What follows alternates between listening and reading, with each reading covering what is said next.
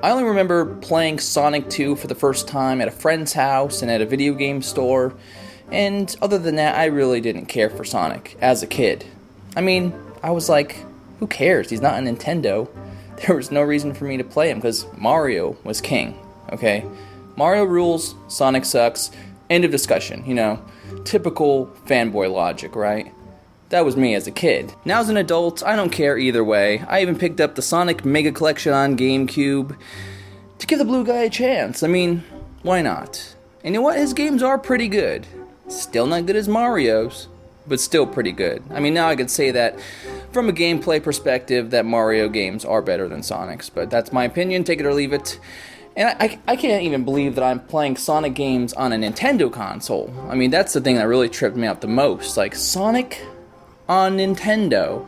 I mean, I guess you had to grow up in the 80s and 90s to really put that in all perspective. Like, Sonic on Nintendo, that's just so strange. It's like, what dimension am I in? Sonic has a huge fan base and are as devoted to him as the people are to Mario.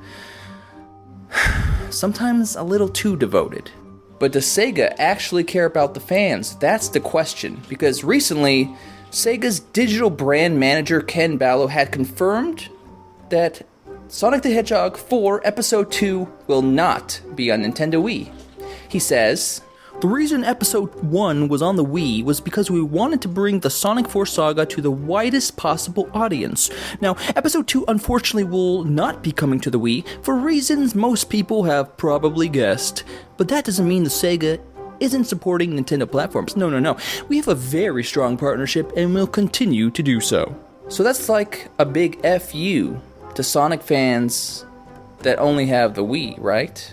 I mean, it's only going to be on Xbox 360, PS3, and smartphones.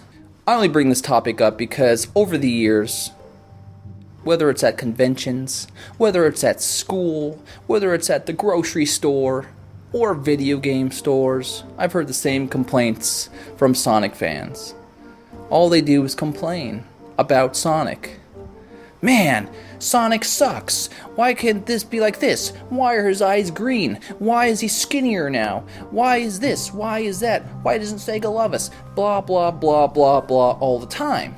And it just makes me wonder why people even still like Sonic to begin with. I mean, it's like watching a television show that has been on for many years, right?